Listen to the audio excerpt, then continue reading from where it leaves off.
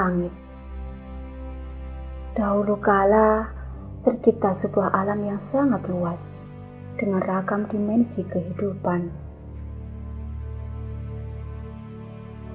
Alam itu disebut alam dunia, di mana ada bintang-bintang, bulan, matahari, bahkan planet-planet di dalamnya. Beberapa makhluk tercipta di sana.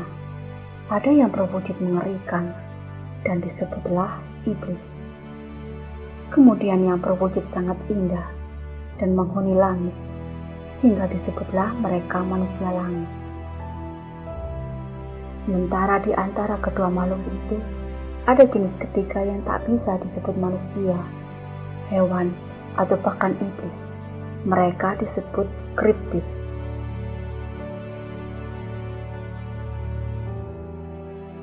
Para kriptid itu memiliki kemampuan mengubah wujudnya, baik menjadi manusia ataupun hewan, dan dianugerahi kemampuan bertarung, sihir, bahkan kekuatan supranatural.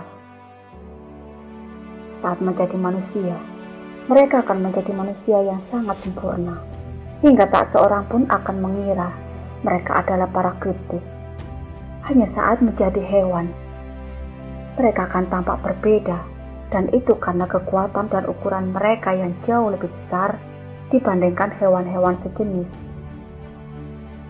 Wujud mereka yang sesungguhnya hanya bisa dikenali ketika mereka menjadi hewan, dan itu sangat jarang terjadi, karena para kriptid lebih sering menampakkan diri sebagai manusia, hingga kerap kali mereka dianggap sebagai manusia bumi, karena mereka tinggal di bumi, padahal sebenarnya bumi bahkan belum pernah melahirkan keturunannya sendiri.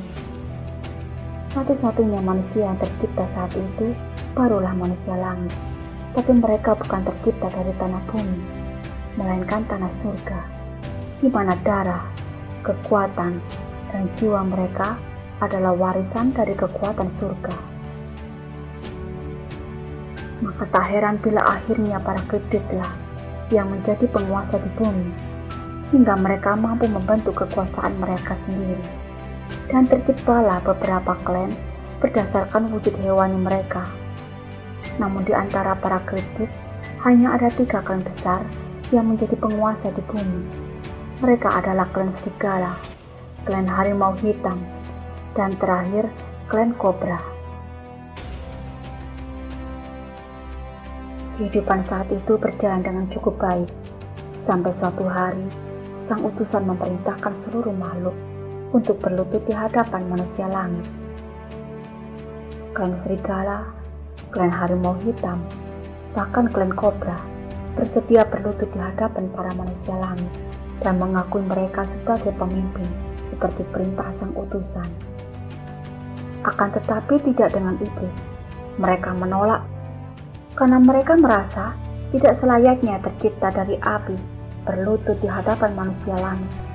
Padahal manusia langit hanya tercipta dari tanah, sekalipun itu tanah surga.